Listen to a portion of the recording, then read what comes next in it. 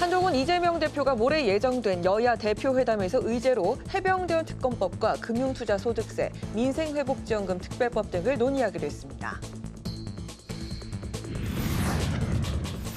국민의힘은 연찬회에서 정부가 추진하는 4대 개혁의 입법을 뒷받침하기로 결의하고 금투세 폐지를 비롯한 170개 입법 과제를 선정했습니다. 더불어민주당도 워크숍을 마무리하면서 민생 회복을 최우선 과제로 해병대원 특검법 등 165개 입법 과제를 추진하기로 했습니다. 여론의 심장을 저격하고 민심의 흐름을 날카롭게 꿰뚫어보는 여심 저격. 최근 특정인의 사진에 음란물을 합성해 유포하는 딥페이크 성범죄 피해가 확산되면서 정부가 대책 마련에 나선 가운데 범죄를 예방하고 피해자를 보호할 방안은 무엇인지 살펴봅니다.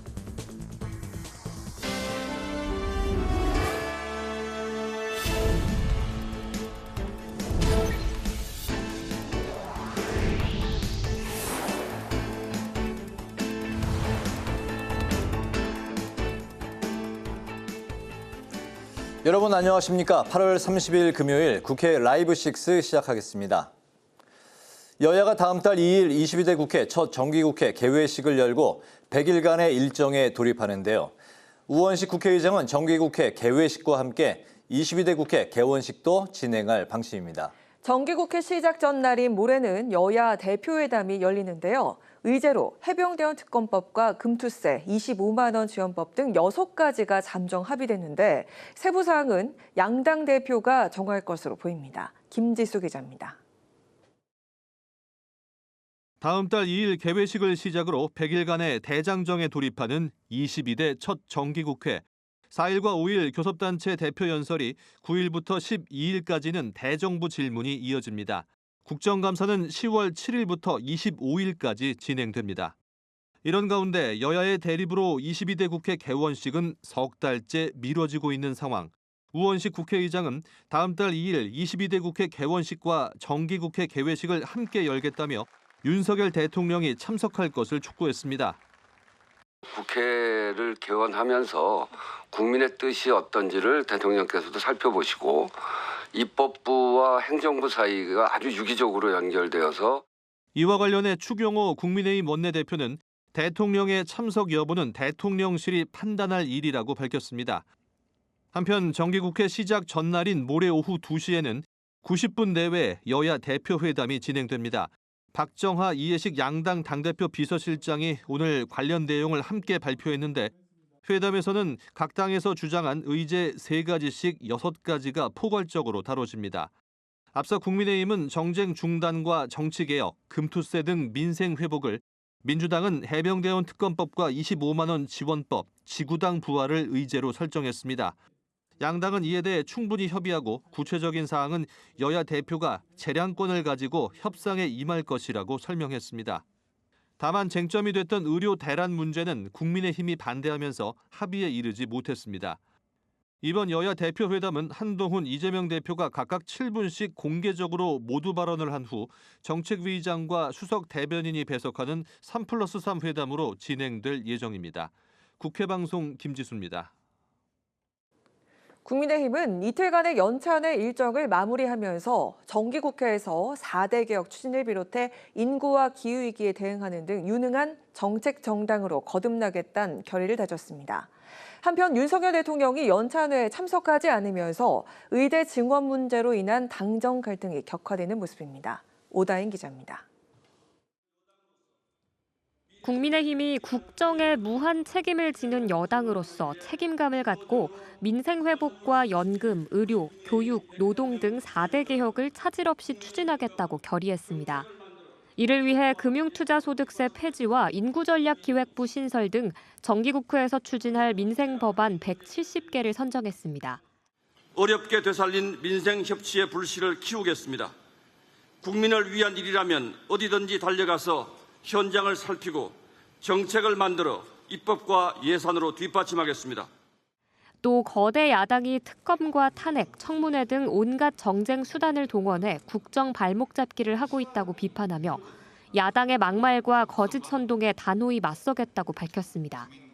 한편 윤석열 대통령이 취임 후 처음으로 연찬회에 참석하지 않으면서 의대 증원을 둘러싼 당정 갈등이 표출됐습니다. 당정 간 감정 싸움이 아니냐는 기자들의 질문에 한 대표는 아무런 감정이 없다면서도 윤 대통령과 추가로 만날 계획은 따로 들은 바가 없다고 답했습니다. 이어서 한 대표는 의료계와 정부의 갈등 상황이 심각하고 돌다리도 두드려가면서 정책이 이루어져야 한다며 의대 증원 유예안을 재확인했습니다. 나름의 이 당내에서 전문가들과 논의해서 그런 대안을 냈던 것이고요. 더 좋은 대안이 있으면 좋겠습니다. 어떤 제 대안만이 유일한 정답이다 이런 말씀을 드리는 건 아닙니다. 이런 가운데 보건복지부는 의료인력 수급 추계와 조정을 위한 논의기구를 올해 안에 출범시키는 등의 의료개혁 1차 방안을 발표했는데 의료계가 참여해서 합리적인 대안을 제시한다면 2026년 의대 정원 규모를 논의할 수 있다는 입장을 밝혔습니다. 국회방송 오다인입니다.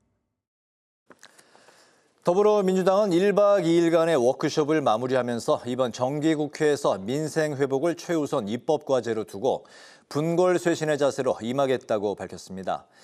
민주당은 의정 갈등으로 인한 의료 공백 대책 마련에도 나섰습니다. 이승지 기자입니다.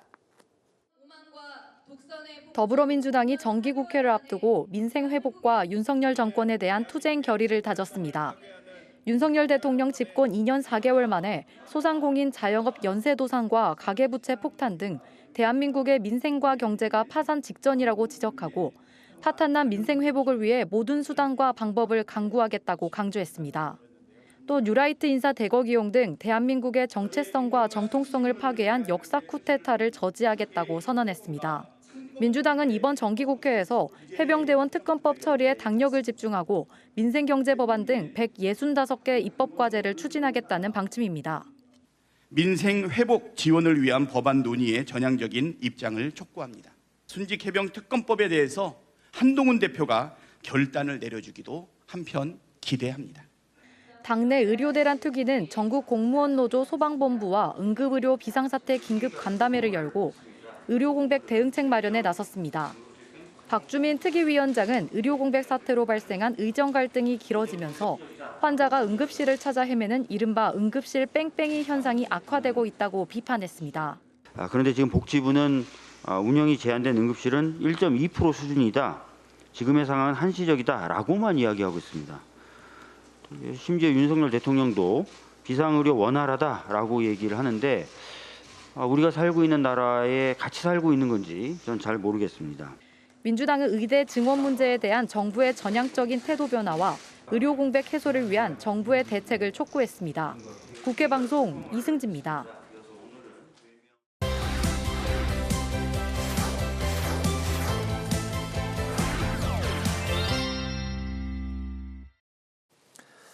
네, 한 주간의 정치권 이슈를 콕콕 집어서 정리해드리는 순서 주간 이슈픽 코너입니다. 이소희 기자 나와 있습니다. 이 기자 어서 오십시오. 네, 안녕하세요. 네, 첫 번째 이슈픽부터 살펴볼까요?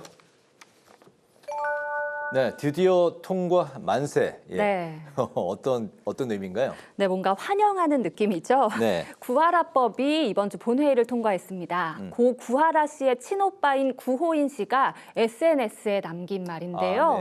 네, 그렇습니다. 이번 주 구하라법을 포함해서 28건의 민생 법안이 국회를 통과했는데 속으로 만세를 외친 국민들이 또 있지 않았을까 하는 생각입니다. 네, 열심히 살다 간 동생에게 주는 선물이다 이렇게 이제 그 오빠가 좀 표현을 했었는데 네. 22대 국회 개원 이후 대립했던 여야가 8월 국회는 약속대로 민생 국회를 이제 보여주고 있는데 본회의 통과 법안 간략히 좀 소개해 주실까요? 네, 방금 말씀드린 구하라법 민법 개정안인데요. 양육 의무를 저버린 부모는 상속권을 갖지 못하도록 하는 내용입니다. 당초 고 구하라 씨의 친모가 20년 동안 연락이 안 되다가 상속 재산을 요구한 것이 알려지면서 이 법이 구하라법으로 불리게 됐었죠. 2020년 구하라 씨의 친오빠 구호인 씨가 이에 대한 청원을 올리면서 주목을 받았는데요. 한번 관련 발언 들어보시죠. 네.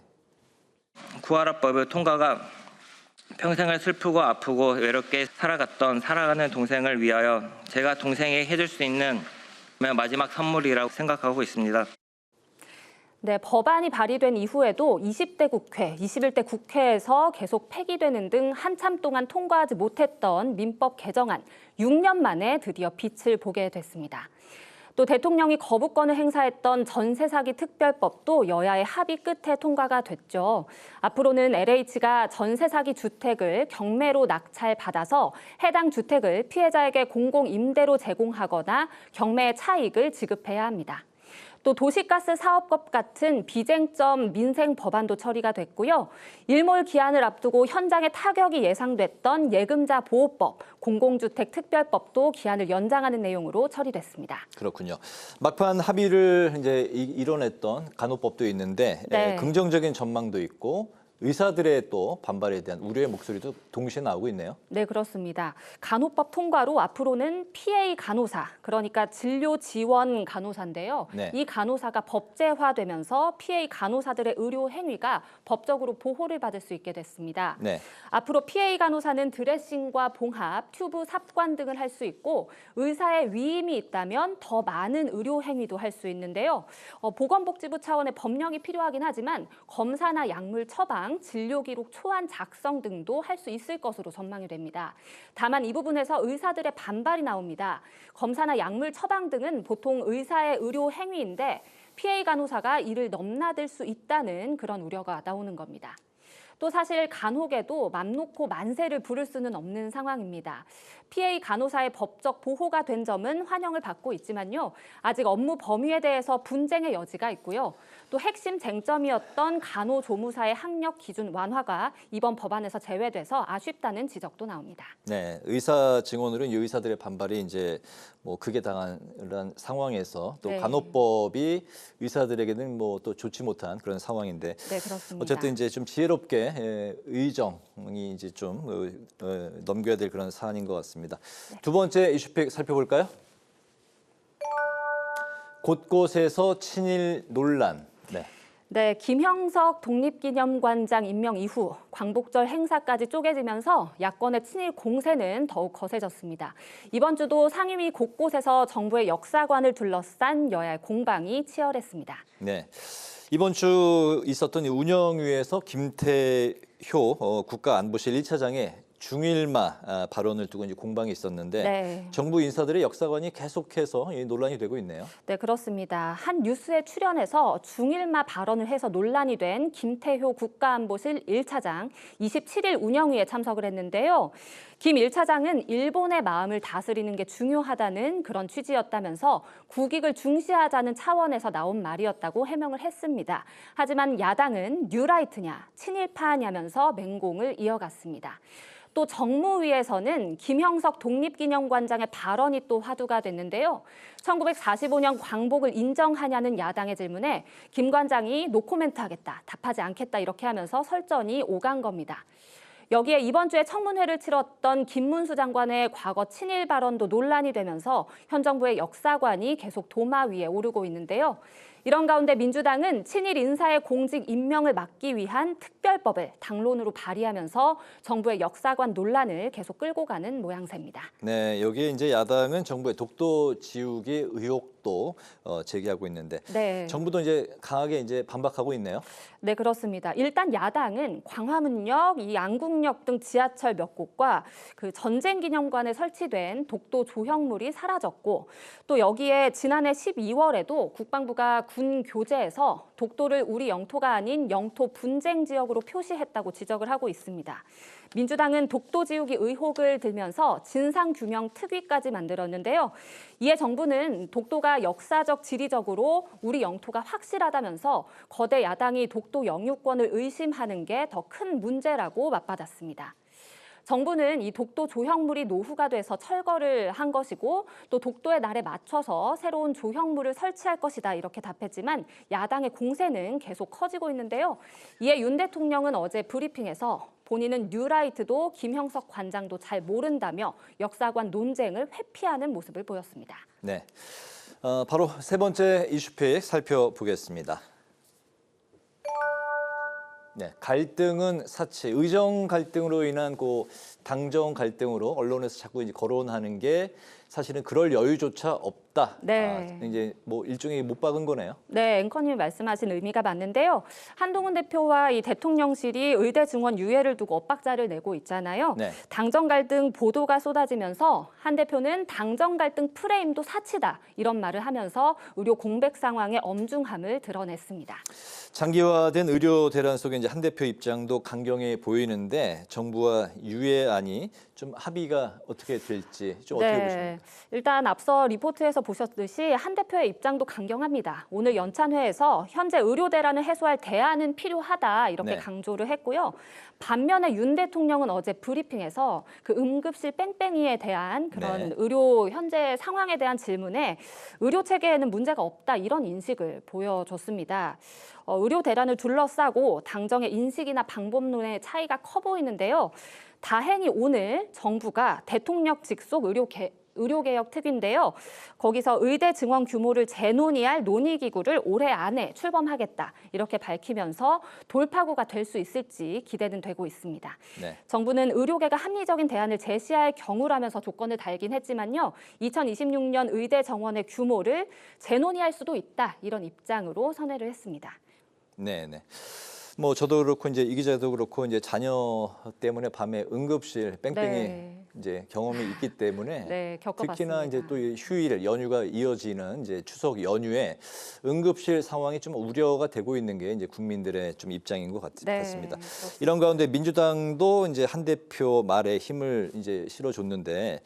뭐 이제 대표 회담도 9월 1일 이번 이제 일요일에 있지 않습니까? 네. 며칠 전에 그 이재명 대표가 한 대표의 의료 증원 유예안을 옹호했어요. 네, 이재명 대표가 한 대표 증원 유예에 편을 들었는데요. 또 이 기세를 몰아서 의료 대란 특위까지 구성을 했습니다. 네. 민주당은 대란 수습에 적극적으로 나서는 모습을 보이는 한편 의정 갈등을 정부의 정책 실패로 부각시키려는 모습을 보이고 있는데요. 일단 오늘 실무회동 결과를 봐서는 여야의 대표 회담에서 의대 증원 유예안을 다루지 않을 개연성이 높지만 의정 갈등의 교착 상태를 풀어야 한다는 압박도 계속 커지고 있기 때문에 막판에 회담 의제에 올라갈 가능성도 배제할 수 없을 것 같습니다. 아직까지는 양 당이 공통으로 의제를 선택한 그 의제에는 채택이 되지 않은 네, 상황이죠. 여당에서 좀 어려워하는 것으로 알고 있습니다. 알겠습니다. 네. 주간 이슈픽 여기까지 듣도록 하겠습니다. 이소희 기자와 함께했습니다. 수고 많으셨습니다. 감사합니다.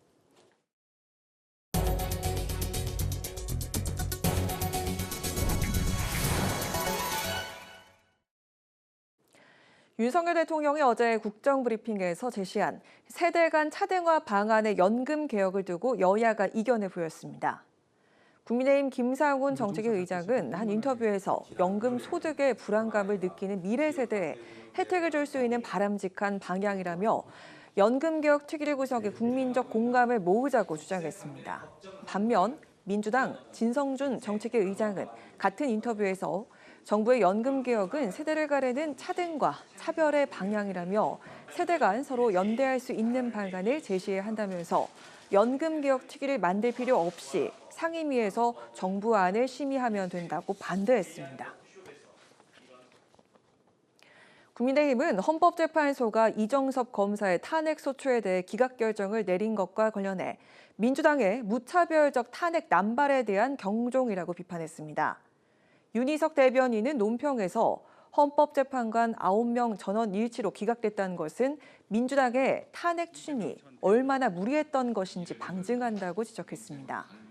이어 국민들은 이재명 구하기에 나서는 거대 야당의 무도한 행태를 좌시하지 않을 것이라며 다른 검사에 대한 탄핵소추 절차도 즉각 중단하라고 촉구했습니다.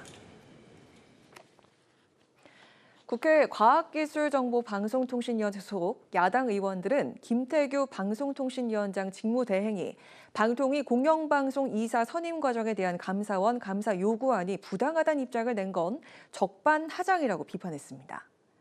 민주당과 조국혁신당 의원들은 성명서를 통해 방통위는 공영방송 이사 졸속 심사 의혹과 관련해 설명할 책임이 있다면서 이같이 주장했습니다.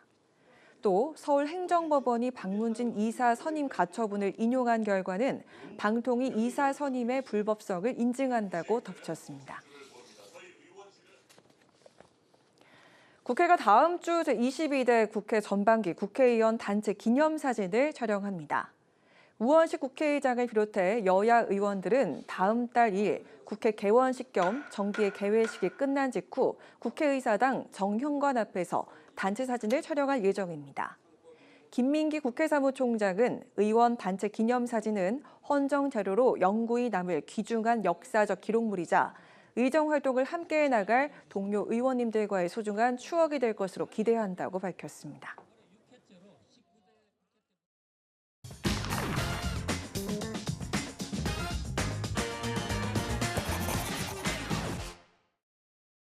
And the grief felt by the people of Orlando. Here's the ground truth video of Obama saying the same words. Especially our friends who are lesbian, gay, bisexual, or transgender. I visited with the families of many of the victims on Thursday, and one thing I told them is 네, 6년 전 오바마 전 미국 대통령의 딥페이크 영상이 세상에 공개됐을 때만 해도 인공지능 기술 발전의 결과물로만 여기면서 흥미로워했던 딥페이크. 이제는 우리의 일상을 위협하는 거대한 공포가 돼버렸는데요. 최근 우리 사회를 뒤흔들고 있는 딥페이크 음란물의 심각성으로 정치권도 발벗고 나섰습니다. 딥페이크란 말은 인공지능 심층학습을 뜻하는 딥러닝과 가짜를 뜻하는 영어 단어 페이크를 합한 단어로 특정 인물의 얼굴을 AI에 학습시킨 다음 그 얼굴을 다른 사람이 나온 사진이나 영상에 교묘하게 합성시켜서 만든 콘텐츠를 뜻합니다. 얼굴 사진에 나체 사진을 쉽게 합성할 수 있는 딥페이크 어플레이션까지 대중화되면서 사회적인 문제를 일으키고 있는데요. 먼저 국민의힘과 정부가 텔레그램 메신저를 통한 딥페이크 성범죄 처벌을 강화하기로 했습니다. 현행법상 최대 징역 5년인 허위 영상물 유포죄 형량을 7년으로 늘리기로 한 건데요. 또한 정부와 텔레그램 간 상시 협의할 수 있는 한라인도 추진하기로 했습니다. 경찰이 2021년부터 3년 동안 수사한 딥페이크 범죄 사건 관련 피해자 60%는 미성년자이고 중학생들도 다수 포함된 것으로 파악되면서 이를 계기로 촉법 소년의 기준을 낮추는 방안도 검토될 전망입니다. 학생들을 피해자로까지 삼기 시작했다라는 점 때문에 국민들의 분노가 굉장히 커지셨잖아요. 저도 학생들로부터 그런 피해에 대한 두려움을 호소하는 편지를 받기도 했는데요. 저는 역시 이런 부분에 대한 해서도 촉법 소년에 대한 연령 하향 문제하고도 같이 한번 생각해봐야 한다고 생각합니다. 또한 SNS 이용이 일상인 청소년들은 딥페이크 음란물에 대한 범죄 인식이 희박한데요. 올 상반기에 경찰이 딥페이크 성범죄로 입건한 피의자 178명 중 약 73%가 10대란 점만 봐도 그렇습니다. 또한 민주당은 딥페이크 성착취물을 소지, 구입, 저장, 시청한자까지 처벌하는 법 개정에 착수하겠다며 당론 추진까지 검토하겠다는 의지를 밝혔는데요. 그러니까 단순히 시청만 해도 처벌할 수 있도록 성폭력처벌법 개정에 나서겠다는 겁니다. 피해자 보호를 위한 대책도 신속하게 마련해야 되고 재발 방지를 위한 대책도 꼭 필요합니다. 당 차원의 특위를 구성해서 정책 대안을 검토하고 신속하게 입법을 해나가도록 하겠습니다. 합성 수준이 낮다는 등의 이유로 형량이 줄어드는 일도 비일비재한데요. 유포 목적이 아닌 제작은 아예 처벌 대상도 아닙니다. 또한 디지털 성범죄가 이렇게나 활기를 치는데도 내년도 피해 대응 예산은 15% 넘게 삭감됐는데요. 정부의 아니라는 인식도 지적을 받고 있는 실정입니다. 정부나 정치권에서 논의하는 것은 처벌 수준이 낮다는 단순한 논리만 얘기를 하고 있어요. 예. 처벌이라는 것은 사건이 발생하고 난 이후의 사후 대응입니다. 경찰의 디지털 수사 능력은 세계적임에도 불구하고 이런저런 법적 제도적 문제로 수사가 쉽지 않다. 그래서 스스로도 그러잖아요. 불법이지만 붙잡히지 않는다라고 확신할 정도니까. 여야가 밝힌 대책 대부분은 지난 21대 국회에서 폐기된 법안의 재탕 수준에 그치고 있는 상황이기도 한데요. 정치권이 사안의 심각성을 깨닫고 그 어느 때보다 법안 처리에 속도를 내야 할 때입니다. 지금까지 신동진의 정치 노트였습니다.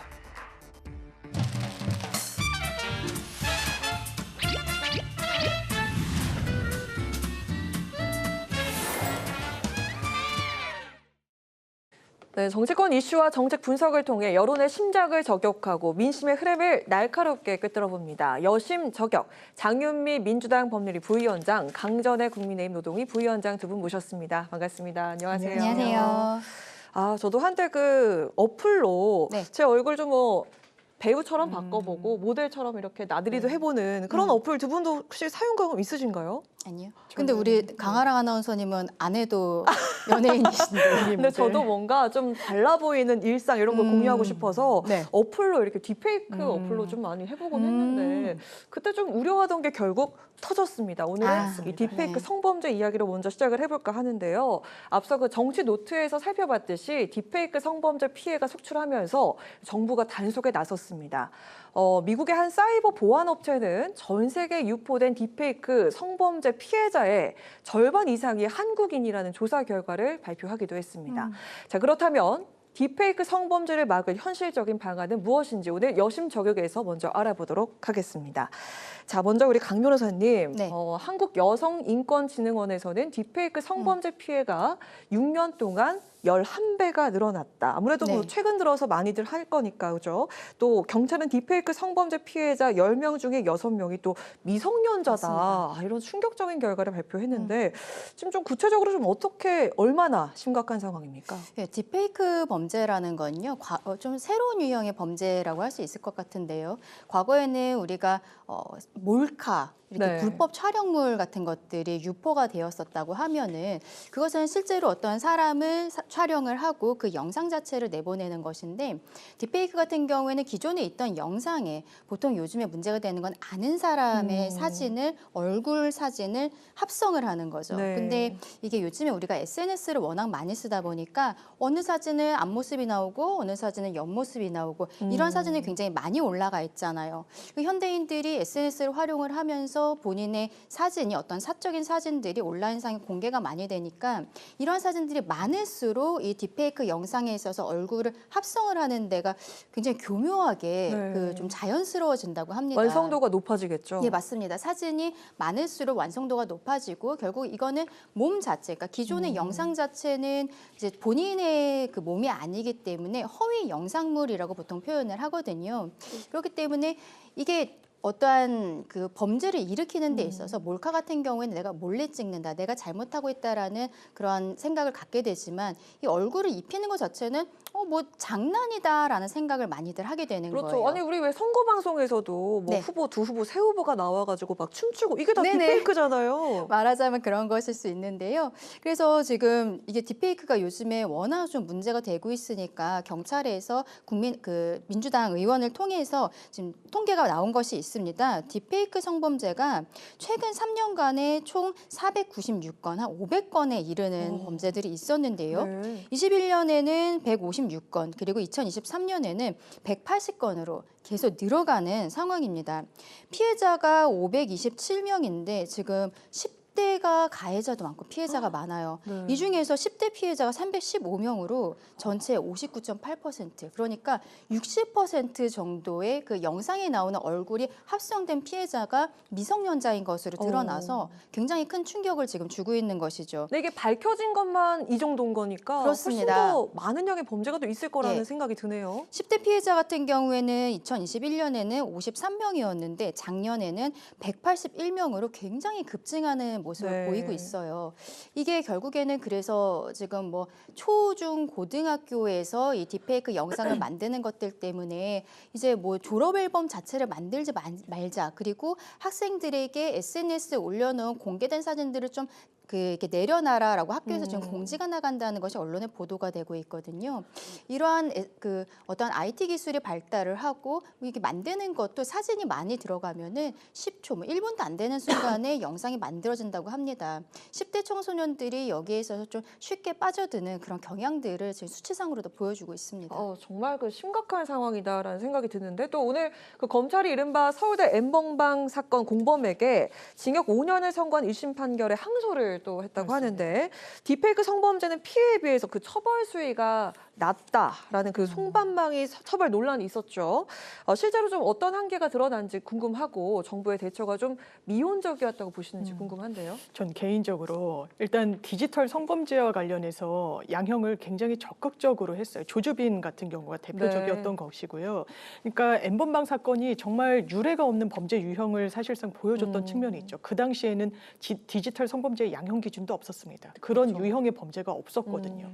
그리고 이 성폭력과 관련해서 아동 이제 성착취물 같은 경우에는 단순 소지만 하더라도 처벌하도록 이제 입법 공백을 좀 메워왔어요. 네. 그리고 말씀드린 것처럼 양형을 아주 확대하기 위해서 범죄단체 조직죄로 의율을 했습니다. 이게 원래는 조직폭력배들을 가중처벌하기 위해서 만든 거예요. 왜냐하면 강령을 만들고 조직 위세를 과시하면서 범행을 도모하는 건 굉장히 비난 가능성이 높기 때문에 그런 사실 원래 이제 관여하지 않았던 그렇게 적용하지 않았던 범죄 조항까지도 적극적으로 차용을 할 정도로 처벌을 했습니다. 근절됐나요? 근절되지 않았습니다. 그렇죠. 그러니까 단순히 양형만 높인다, 엄벌만 한다. 물론 효과가 아주 없다고 할 수는 없을 겁니다. 이게 경고 효과가 분명히 있을 테니까요.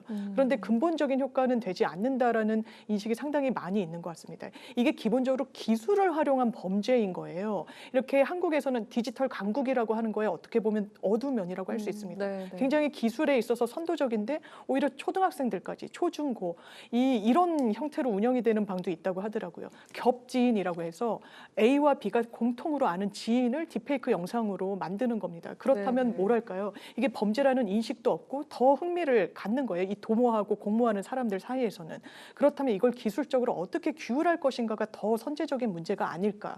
왜냐하면 이게 해외에 서버가 있다는 이유로 그리고 우리나라 기업이 아니다라는 이유로 우리나라의 공권력이 사실상 미치지를 못하고 있습니다. 그렇다면 기술은 이렇게 발전하면서 사실상 치외법권처럼 돼버리는데 국내에 어떤 입법을 하더라도 영향이 못 간다면 이건 근절이 될 수가 없기 때문에요. 이런 방안에 대한 국회의 고민이 좀 절실할 때라는 생각이 듭니다. 네, 그 형량을 강화하는 걸로는 좀 약하다 이런 그렇습니다. 의견 내주셨는데 정치권에서도 그 경쟁적으로 좀 대책을 내놓고 있는 그런 상황이죠. 정부 여당 측에서는 범죄 형량을 강화하는 방안을 내놨고 야당 측에서는 그 아동 성범죄물처럼 소지나 시청도 처벌할 수 있게 하는 법 개정 추진을 검토하고 있다고 합니다.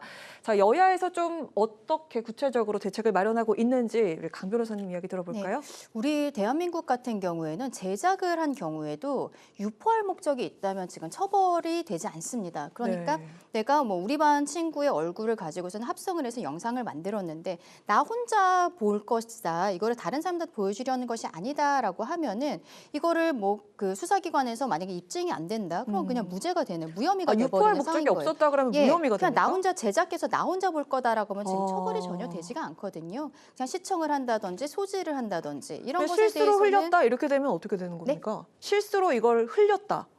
그거는 이제 변호사니까 여쭤볼 수 있는 건데. 과실에 대해서 이게 과연 정말로 실수인 것인가 아니면 고의로 한 그 것인가. 사실을 특히 따져보는군요. 지금 문제가 되는 것들은 보통 텔레그램을 통해서 돈을 받고 이제 판매를 하는 네, 형태들이거든요. 그렇습니다. 이러한 상황인데 우리가 시청과 소정 같은 경우에도 처벌 조항이 전혀 없는 것이죠. 그래서 지금 여야에서 앞다퉈서 여기에 대해서 처벌 수위도 높이고 뭐 배포할 목적이 없더라도 제작한 것에 있어서 그리고 시청과 소지에 대해서도 처벌해야 되는 거 아니냐라는 이야기들이 나오는 건데요. 나오고 있군요. 네.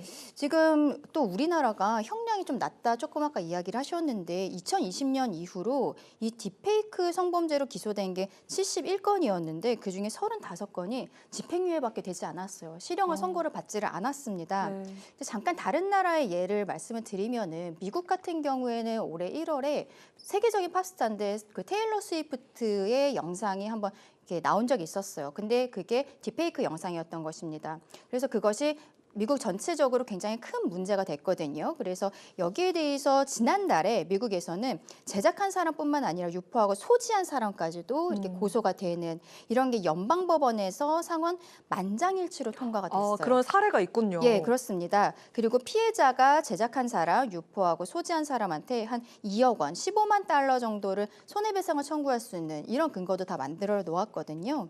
영국도 비슷한 상황인데요. 제작하기만 해도 유포 유포한 것과 상관없이 처벌하는 법안을 지금 만들어서 지난 4월부터 시행을 하고 있습니다. 이러한 것들을 봤을 때 이제 전 세계적으로 우리뿐만이 아니라 다른 나라들도 그동안에 딥페이크 영상에 대해서는 처벌에 대한 생각들을 많이 하지는 못했던 거죠. 앞서 제가 처음에 말씀드린 것처럼 이거는 불법 촬영물이 아니라 허위 동영상이잖아요. 근데 우리가 불법 촬영물 같은 경우에는 7년까지 형을 선고를 할 수가 있습니다. 네. 근데 허위 동영상은 5년이에요. 그래서 일단은 지금 불법 촬영물과 같은 수준으로 처벌을 해야 되는 거 아니냐. 피해자의 입장에서는 내가 실제로 찍힌 것은 아니지만 내 얼굴이 들어가 있는 영상이 만들어져 있는 것이잖아요. 그렇죠. 그리고 이게 또 문제는 보통 지인 능욕방이라고 해서 아는 사람이 많이들 만드는 부분들이 있거든요. 그래서 기존의 그 허위 영상물의 5년에서 불법 촬영물과 같이 7년으로 형을 올리자라는 이야기들이 나오고 있고요. 그리고 계속적으로 10대들이 문제가 되고 있습니다. 10대가 피해자들이 많은 것처럼 가해자들도 10대들이 많이 들어가고 있어요. 그래서 이게 학교폭력으로 처리가 되고 있는데요.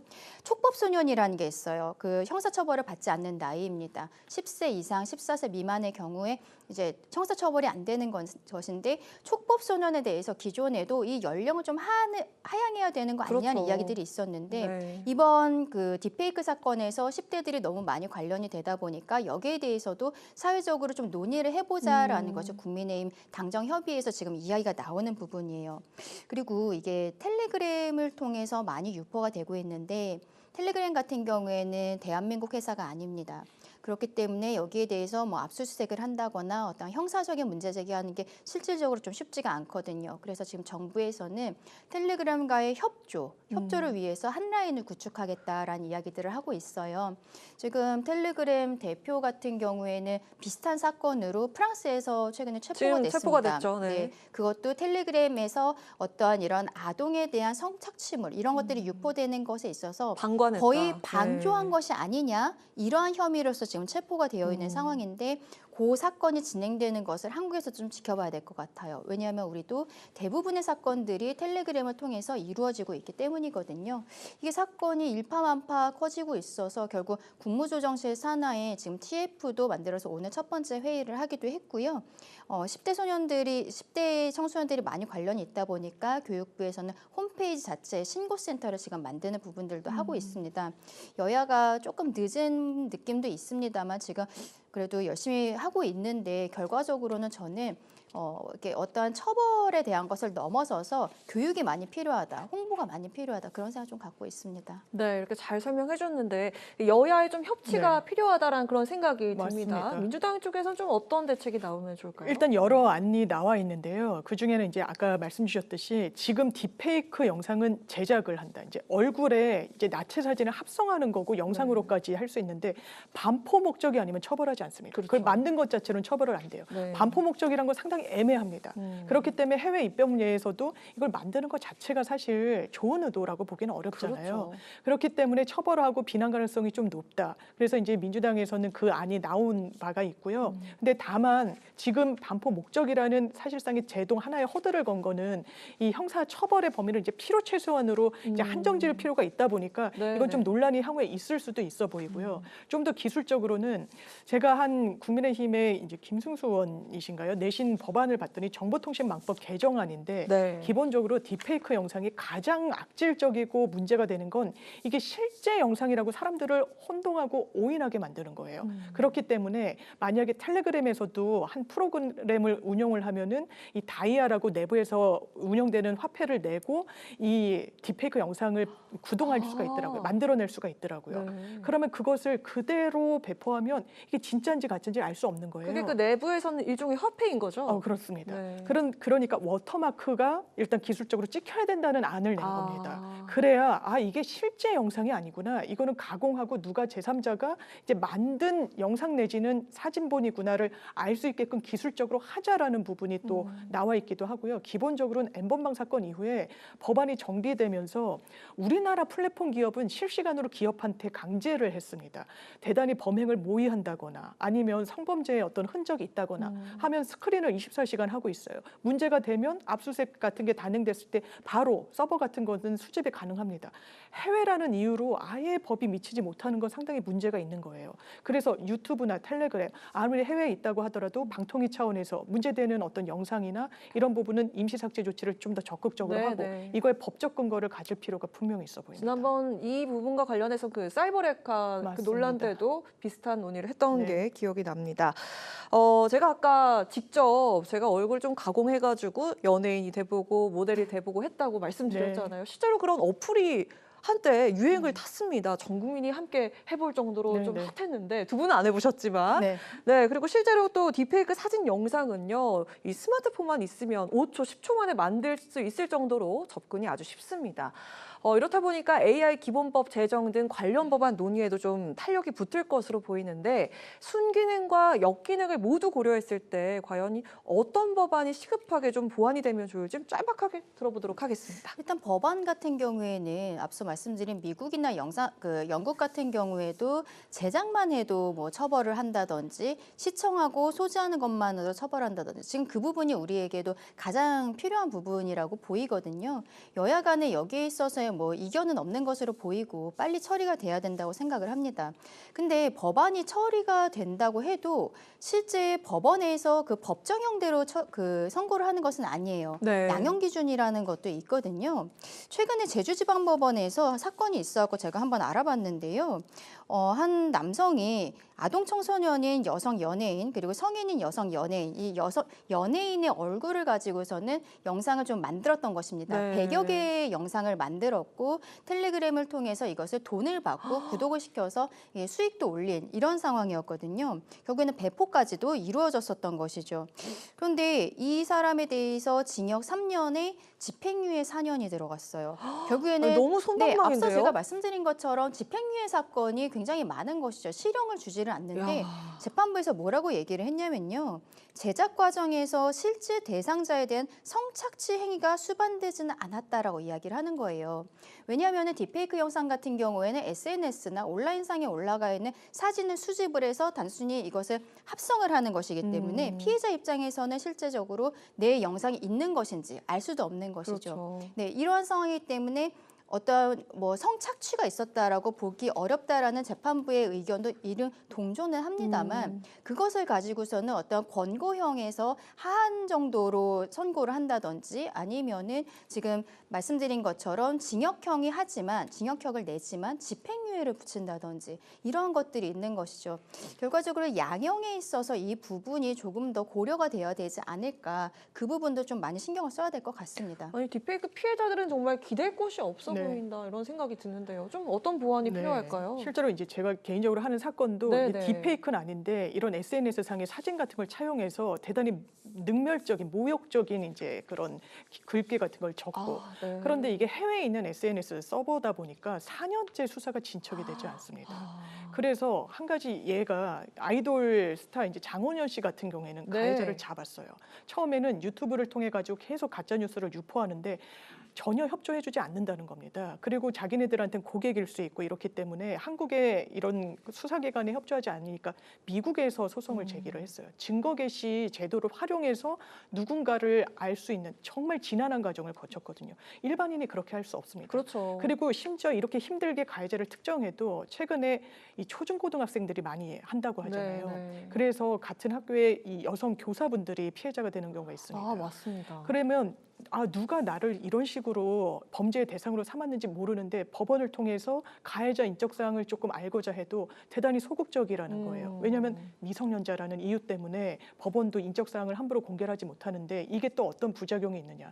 교권회복위원회나 아니면 다른 방도로 본인의 어떤 불이익을 회복시켜 보고자 노력을 하는 그거 자체를 못하는 겁니다. 가해자를 네. 정확하게 알지 못하다 보니까요. 이게 여러 분야에서 문제가 이렇게 계속 나오고 있는데 가이드라인이 없다 보니까 정말 많은 피해자들의 피해가 이 확산이 되고 있는 거예요. 그렇다면 하나하나 점검해야 될 부분이 상당히 많고 아까 텔레그램 같은 경우도 이 CEO가 단 한 건도 우리는 개인정보를 이용자와 관련해서 유출한 적이 없다라고 하는데 그건 자랑이 아닙니다. 네. 이거는 수사와 관련해서는 협조할 부분은 협조해야 되거든요. 텔레그램에서 수익을 올리고 대한민국에서 돈을 벌어가면서 범죄는 방조한다. 대한민국 정부가 이거는 그냥 방치해서는 안 되는 부분이 있는 것 같고요. 아무리 플랫폼 기업이 해외에 있다라고 해서 손을 놔둘 것이 아니라 어떻게든 뭐 폐쇄 조치까지 이런 부분은 어렵겠지만 해당 문제가 되는 방 같은 경우에는 바로 삭제 조치를 한달지 이런 좀 적극적인 관여가 필요해 보입니다. 네, 이렇게 뭔가 법이 만들어져도 뭐 국내는 좀 이렇게 저희가 규제를 할 수 있겠지만 해외 사업자는 좀 어렵지 않을까라는 생각이 드는데 마지막으로 짤막하게 한번 들어볼까요? 네, 앞서 말씀드린 것처럼 지금 보통 많은 사건들이 텔레그램을 통해서 이루어지고 있거든요. 텔레그램이 좋은 말로는 보안이 철저한 것인데 이 업체가 어떠한 범죄와 연루가 되어 있는 사람들의 가입자들의 인적사항을 전달을 해주지 않는 것입니다. 그래서 그 CEO 두로프 같은 경우는 원래 러시아 사람인데 러시아에서 독일로 이주를 하게 되는 과정에 있어서도 러시아에서 본인들이 만들고 있었던 SNS에 어떤 문제가 되는 사람들의 인적사항을 넘겨달라 러시아 경찰에서 이야기를 했지만 주지를 않았던 거예요. 그러면서 압박을 받으면서 본인이 독일로 넘어가고 현재는 프랑스와 그 UAE 시민권을 가진 것으로 알려져 있는데요. 그만큼 본인이 자국에서 러시아 사람이거든요. 자국에서 나올 정도로 어떤 보안이라든지 자신들의 유저의 그 인적사항을 넘기지 않는 것을 철두철미하게 지키고 있는 업체인 것이죠. 그래서 우리 정부에서 이 상황에 있어서 텔레그램과 한 라인을 구축을 하겠다라고 이야기를 하고 있습니다만 실질적으로 텔레그램에서 협조가 되지 않는 이상 우리의 사법체계 안에서 텔레그램과 함께할 수 있는 부분들은 좀 쉽지는 않아 보이는 거예요. 지금 유튜브 같은 것도 비슷한 상황인데요. 찌양 사건에 있어서 구제역이라든지 이런 사람들에 대한 영상의 수익이 중단이 된 부분은 우리가 유튜브 측에다가 그 어떤 형사적인 부분에 있어서 문제제기를 했기 때문이 아니라 유튜브의 자체 정책 때문이었습니다. 그렇습니다. 그런 것들처럼 텔레그램이 본인들이 어떠한 자정 노력이나 이런 것들이 있어야 될 것으로 보이는데 지금 프랑스에서 체포됐다고 말씀드렸잖아요. 네. 우리와 지금 비슷한 상황으로서 체포가 되어 있는 것이거든요. 그럼 거기에서 기소가 되고 재판이 진행되는 부분이 분명 우리 대한민국 법 체계에서도 끌어쓸 수 있는 부분들이 있을 것이죠. 그걸 좀 기다려봐야 되는 그런 상황일 것 같습니다. 네, 이 주제는 이렇게 마무리를 해보도록 하겠습니다. 딥페이크 성범죄는 피해자의 삶을 무너뜨리는 중대 범죄입니다. 하지만 그 AI 기술이 발전하면서 딥페이크 제작과 유포 속도가 급증을 하고 있는데요. 사회적 문제로 대두가 된 만큼 여야가 아주 적극적인 협의를 통해서 범죄를 예방하고 또 피해자를 보호하는 대책을 시급히 마련을 해야겠습니다. 자, 이어서 정치 현안도 살펴보도록 하겠습니다. 여야 대표회담이 다음 달 1일로 확정이 됐습니다. 의제는 각 당에서 주장한 것을 포괄적으로 다루기로 했는데 앞서 국민의힘은 정쟁 중단, 정치 개혁, 민생 회복 이렇게 외쳤고 민주당은 해병대원 특검법, 25만 원 지원법, 지구당 부활 요것들을 의제로 설정을 했습니다. 한편 그 의료 대란 의제는 합의에 이르지 못했는데 실제 회담에선 좀 어떤 내용들이 중점적으로 다뤄지면 좋을지 먼저 우리 장 변호사님부터 이야기 들어보도록 하겠습니다. 일단 대통령께서 경제 인식을 굉장히 낙관적으로 보고 계시다는 게 확인이 됐죠. 기자간담회 때, 이제 기자회견 때 그랬습니다. 이 미국에 바로 이제 쫓아가는 이 경제 성장률 전망치 2.6에서 또 2.5, 우리는 2.5로. 근데 한국은행 지표는 더 떨어졌거든요. 이런 부분과 관련해서 저는 대통령의 인식이 왜 중요하냐면 정확한 현실 인식이 있어야 정확한 대안을 낼 수 있기 때문에 그래요. 그런데 정확한 현실 인식이라고 보이지 않습니다. 국민 눈높이에 맞지 않아요. 자영업자 폐업률 상당히 높습니다. 가계부채도 사실은 상당히 어려워요. 소상공인들, 서민들 지금 경제 좋다고 하는 분들 없습니다. 살기 힘들다고 다 그렇습니다. 한 목소리로 외치고 있는 그렇다면 이 부분을 국회가 좀 메워야 되는 게 전 국회의 책임이 된 것 같습니다. 다행히도 한동훈 대표께서 일단 격차 해소, 지금까지는 파일을 키우는 데 보수가 집중했다면 이 파일을 나누는 데도 우리가 한번 주목해보겠다. 격차 해소 TF까지 만드셨죠. 그렇다면 민주당의 입장과 크게 저는 그 간극이 크지 않다고 봅니다. 전국민 25만 원 이 부분과 관련해서 세원 확보가 문제라면 어떤 필요한 계층에 대해서 선별적으로 지원하는 방안에 대해서는 저는 열어놓고 논의할 수 있다고 생각합니다. 왜냐하면 저희가 코로나 때 대통령께서는 지난 정부 때 400조 일단 그 빚이 생겼다라고 하는데요. 국가 재정 운영 계획 안을 보면 최근에 발표가 됐거든요. 이 정부에 들어서도 360조 그 나라 빚이 예상되고 있습니다. 크게 다르지 않습니다. 심지어 전 정부 때는 코로나라는 특수성이 있었어요. 그 당시에 미국, 일본 전체 GDP의 15%, 16% 현금 풀었습니다. 경제가 죽으면 안 되기 때문이에요. 대한민국 3% 풀었거든요. 이런 부분과 관련해서 여야 대표의 책임이 상당히 막중하다. 그리고 공식 의제에는 포함되지 않았지만 당연하지만 의대 정원 문제 국회에서 풀어야 됩니다. 정부가 이건 입법 사안이 아니고 정부가 키를 잡고 하는 부분이지만 이 또한 정부에게만 이렇게 놔두기에는 상당히 대통령의 현실 인식이 너무 지나치게 낙관적이세요. 그렇다면 그런 국민들의 불안들, 최근에도 응급의학과 한 전문의가 전남 지역에서 교통사고를 당하신 분이 그 병원을 찾지 못해서 끝내 돌아가셨습니다. 살릴 수 있었던 분이라는 겁니다. 이런 부분에 대해서 어떻게 문제없다라고 이야기를 할 수 있겠습니까? 국회가 나서야 될 것 같습니다. 네, 들어보겠습니다. 저도 의제에 있어서는 이번은 뭐 열려있다, 모든 것을 다 이야기해야 되지 않을까라고 생각을 합니다. 굉장히 오랜만에 이루어지는 여야 대표 간의 회담이고요. 저는 첫 번째 회담이기 때문에 여기에서 뭐 뚜렷한 성과랄까요? 이런 게 나오기는 어려울 것 같다라고 생각이 들고, 하지만 국민들께 여야 대표가 만나서 이야기를 하는 거 그 자체가 굉장히 의미가 있다라고 생각을 합니다. 국민의힘 쪽에서 그 의정 갈등과 관련해서 의제를 올리지 않는 것이 좋겠다라고 생각을 했었던 것으로 보이는데, 조금 아까 장 변호사님 얘기해 주신 것처럼 이 부분에 있어서는 저는 오히려 이야기를 해야 된다라고 생각합니다. 지금 대통령실과 어떠한 한동훈 대표 간의 생각이 좀 다른 것처럼 보이는 부분들도 있지만, 당장 결론이 나는 것이 아니라 어떻게 대화를 풀어나갈 수 있을 것인가에 대한 이야기들, 이런 것에 있어서는 여야 대표 간은 분명히 이야기할 수 있거든요. 왜냐하면 지난번 영수회담이 총선이 끝나고서 있었는데, 당시에 이재명 대표가 대통령께 의정 갈등과 관련해서 이제 의대 증원과 관련해서는 충분히 협조하겠다라는 의사를 밝힌 바가 있습니다. 그 이후에 지금 정부에서도 어떠한 의료계와의 대화가 잘 되지 않는 부분들이 있고, 저는 여기에 있어서 민주당도 같이 책임의식을 느껴야 된다라고 생각을 해요. 그래서 오히려 이 부분에 있어서 한동훈 대표와 결론을 내는 것이 아니라 함께 대화를 해봐야 된다 생각을 하고요. 25만 원 지원법에 있어서도 대화를 하는 것이 당연히 저는 필요하다고 생각을 하고, 영수회담에서도 대통령께서 어떠한 선별 지급이라든지 이런 것에 있어서 막혀있는 모습을 보이지는 않으셨거든요. 한동훈 대표도 마찬가지의 상황입니다. 금투세 관련해서는 당연히 이야기를 할 것이라고 생각을 합니다. 왜냐하면 전당대회 과정에서 이재명 대표가 오히려 당론보다도 조금 더 진보적으로 국민의힘과 맞닿는 의견들을 냈기 때문에 그렇다고 생각하는데요. 이렇게 하나하나의 의제보다는 전체적으로 여야 간에 앞으로 정쟁을 좀 중단을 하고 어떤 특검이라든지 이런 것들을 남발하는 것을 줄이면서 서로 민생을 어떻게 살릴 것인가에 대해서 이야기하고, 그것을 이번 회담이 끝나고서 우리 국민들 앞에서 두 분이 같이 말씀을 해주시는 모습을 보이는 것만으로도 저는 추석을 앞두고 있잖아요. 여기에 있어서 국민들께서 정치에 대한 어떤 불신이랄까요? 이런 것들을 좀 종식시킬 수 있는 그런 계기가 되지 않을까라고 생각을 합니다. 네, 알겠습니다. 오늘 그 마지막 질문 좀 짧게 들어볼까 하는데 각각 한 40초 정도씩, 많이 짧은가요? 네, 들어보도록 하겠습니다. 어제 그 해직 교사를 부당하게 채용한 혐의로 대법원에서 유죄가 확정된 조희연 서울시 교육감이 자리에서 결국 물러났습니다.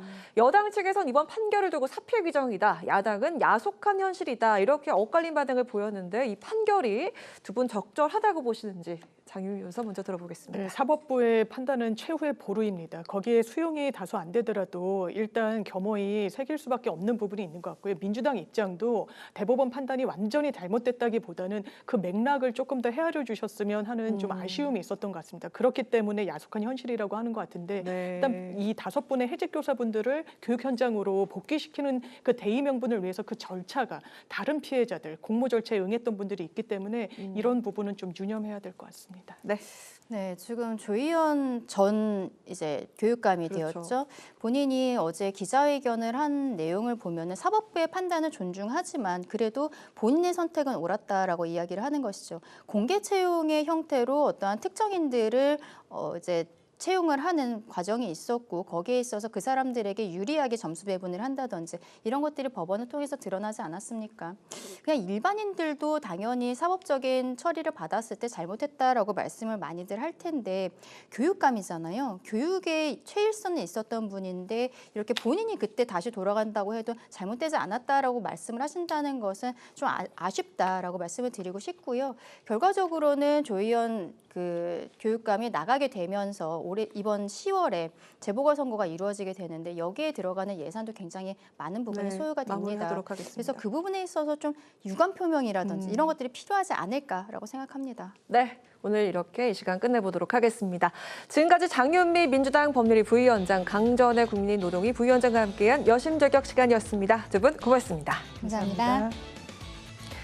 네, 오늘 국회 라이브 6 여기까지입니다. 시청해주신 여러분 고맙습니다. 편안한 주말 보내십시오.